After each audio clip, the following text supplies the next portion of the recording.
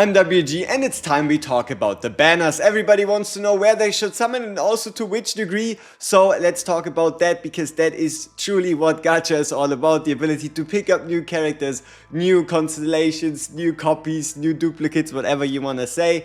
So let's talk about it. First off, we have 5 different banners active so long as you finish off the beginner banner. And if you haven't yet, you should absolutely start with finishing off the beginner banner, and that is due to even you are not guaranteed more than 1 5-star, so you're not guaranteed one on the 50th summon. That doesn't mean you can't get multiple. Like for example, my free-to-play account pulled 3 5-stars on that beginner banner. So make sure that you use the reduction, make sure that you don't skip out on it, and make sure that you summon there, and you might even pick up a nice 4-star partner or 4-star character alongside that. So make sure you get rid of that beginner banner. It's a beginner banner for a reason. Next up, so before we talk about this banner in specific, there's something very important you need to know, and that is this banner is not a limited banner. You can see it right here. Once the combatant raid up ends, the 5-star raid up combatant will be added to the standard rescue pool. It may become a raid up target in the future. The same is true for the partner rescue banner. These are not limited. They will go into the standard pool. There will be limited banners in the future. It's either going to be anniversary or celebration characters like half-year anniversary, 1-year anniversary, or collaboration characters. So there will be limited time characters, but Haru isn't one of them. Is going to be Haru, and Haru herself, let's talk a bit about her strengths. She is probably one of the strongest units in the game right now. I mean, it makes sense, right? She is also the first raid up character. Let's talk a bit more Gacha specific. In general, it is easier for a DPS to lose value than it is for a support to lose value, which means Haru isn't a super safe investment, right? Just from like a general how do gachas go perspective. But that doesn't mean you can't pull for her. As always, the most important part is, do you like the character, do you like the design, and do you like the playstyle? So what Haru is all about is 2 things.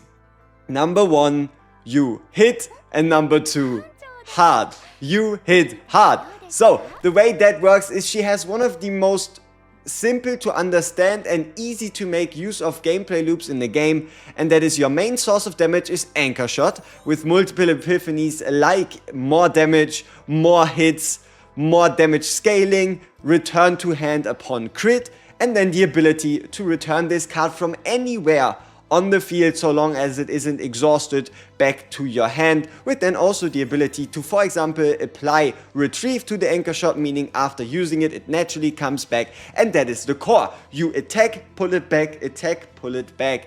And that is very effective, very easy to make use of, and makes up probably one of the stronger 5-star combos in the game, and that is the Kalib and Haru team, in that you can use her high cost cards to reliably trigger the Celestial cards if you go for double, or at least minimum the Vulture ejection. So that's banner strength. Now, how does the pity here work, and do you need to pull for her? No, you don't, right? You do not need a Haru. If you don't like the look of her, if anything rubs you the wrong way with Haru, then don't summon there, right? Then don't summon there, save your resources and continue waiting. Or even if you've already summoned and you're unsure, ooh, should I continue, should I wait? Look at this beautiful thing right here. It says it in the second line. So the number 1 line says that this banner is part of the Combatant Raid Up event. And then all events that are part of the Combatant Raid Up event share accumulation towards the pity count, meaning that your pity carries over between these Raid Up banners. And then, yeah, you can stop at any point and continue on another banner for another character. And what's also important is that this banner goes for 17 days. Nothing stops you from waiting right now, waiting until that last 2 to 3 days to probably already get an idea of who's next. It is usual for gacha games to around 2 to 3 days before a banner disappears already tease, announce, or release information about the upcoming 5-star, so you can make that decision when the time comes. Next up, the partner banner. So, the partner banner should only be valuable for you if you like Haru, and I mean really like Haru. because what you would want to do is get one Haru and then get the partner, because the power boost you unlock for your Haru of having Haru and a partner is stronger than having 2 Harus and a 4-star partner. But it is a partner banner, and I would only recommend either summoning on this if you really like Haru, especially if you're free to play, or if you have the Kaching, then go ahead. But keep in mind, partner banners aren't as great as its characters, because it's always better to have a 5-star character with a 4-star weapon than a 4-star character with a 5-star partner. Alright, now let's talk about the Combatant Rescue. The Combatant Rescue should only be summoned on using the Rescue Anchor, and it should also be the only place you summon the Rescue Anchors on. You do not want to summon on the Partner banner, and I'll tell you exactly why. So what that also means is you should only be using your gems on the character pickup or potentially character partner pickup banners, especially in the future, because that's just how gacha games roll. It is always more useful to pull on this raid up banner than it is to use them on the standard banner. And just so all your curiosity is sated, this is how the rescue merit looks. If you go to 300 full summons, it looks like a one-off thing. I won't pick a character now, so I can't 100% confirm it, but it is pretty sure that it is only for your first 300 summons that you can pick any of these 5 stars to choose from. And it's also still a bit uncertain if the characters will be added in here when they leave their raid up, but I feel like that might still be a very likely possibility. So this is kind of how it looks. So now let's go to the crux of the matter, and that is the difference between the Combatant and the Partner banner. So on the Combatant banner, you'll have the chance to always pull your 5 stars, and then you'll also get the reward currency for pulling 4 stars and above. And here, in general, it is always more useful to have a 5-star character with a 4-star partner than it is to have a 4-star character with a 5-star partner, especially because the most interesting partners are linked integrally to their 5-star counterpart. So every 5-star has a counterpart 5-star partner. So what I'm talking about is that rebate right here.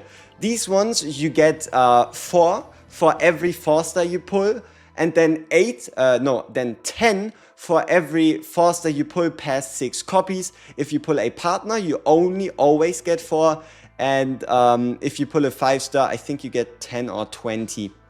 But yeah, the more you summon, the more you get of those, and you could use it for 2 ways. Number 1, you could buy up to 2 Constellations copies dupes of every single character available in the game, even pickup characters that are currently active, and this will always stay there. You'll always be able to buy 2 extra copies, and it doesn't refresh at any point in time. But then here is the most important part, and that is in this shop you can pick a partner. And the reason why it's so important that you can pick a partner is because on this banner you have a 1 in 10. Every one of these 10 combatants perfectly fits a 5-star, perfectly fits your favorite 5-star, but the chance of you getting that is a 1 in 10, which is kind of abysmal, right? The only reason this would be worth it is if you either like more than 5 characters and you would be happy with getting a partner for any of those, or if you want to spend, or if you like every single character in the game, right? So that is why this isn't really the real go-to, and just because you're probably curious about which partner fits which character perfectly, let's just go through the list really quickly. Janet is Luke, Zeta is Kalib, Briar is Kairon, Kiara is Renoa, Scarlet is Rin, Marion is Malin, Tina is Hugo, Marin is Veronica, Noel is Olea, and Erika is Magna. So those are the 10 and who they fit best. So your game plan is you summon on this banner and you continue accumulating that currency, and then you can just pick that perfect 5-star combatant partner, or that perfect 5-star partner for your exact combatant. And I do practice what I preach, and that is exactly what I've done. I've gone out of my way and got myself a Scarlet for my Rin, and that's just because I'm overall just a huge fan of Rin, and I will main her until the end of time. And for example, just to give you an idea, right, of how this works is, if a card used immediately before was from the assigned combatant, so you use one Rin card, and then if you use the second one, you get 15% attack damage. If you use another one, you get 30% additional attack damage, and then if you use a third one, you enter into a focus state, which then makes the fourth character card used deal 50% damage, then it goes back to 30.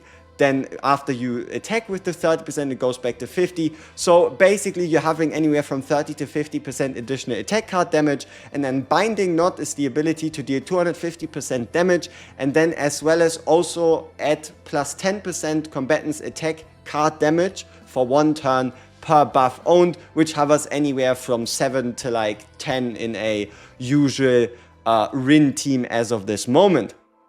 So those are the banners and kind of what you want to summon for. So Shared Pity, only if you really like the character. You don't have to get Haru. I would always summon on Combatant Rescue. You can get the partners elsewhere if you want to, sure, but And then this last banner right here, let's talk about it. It's called the Eternal Moment, and it is purely cosmetic. You do not need any of this. It has no gameplay impact. And the way this works is you cannot buy this currency straight up. You only get it through events and off the side from leveling up, from achievements and stuff like that. And what you use is you pick your favorite 5-star and then you search for them. The interesting part right here is it has a bit of like a shop. Not hack, but this banner is different in that the 5-star target actually has a 3% base rate. So you have a 3% base rate to pull an Eternal Moment, which means every 10 pull has a 30% chance of giving that to you, which means if you're that desperate, you might actually be better off buying Prism lenses than waiting to get 600 to pick one for a character you desire. But how does that whole thing look, and is it truly worth it? Honestly, it just looks super sick, and it is again purely cosmetic, and it has no real worth. But what it does is it turns your cards rainbow, it animates them, and it just has a very nice vibe to it. So this should have been every banner in the game, as well as where you should and shouldn't summon, and how you should and shouldn't summon. I hope that actually helped you make a more informed decision, and I hope you were able to take something away from this video. And as always, we see each other in the next one, and if you're curious, I should be live around 30 to 40 minutes after this video, tackling level 40 zero system content. So if you want to, you can stop by. Peace!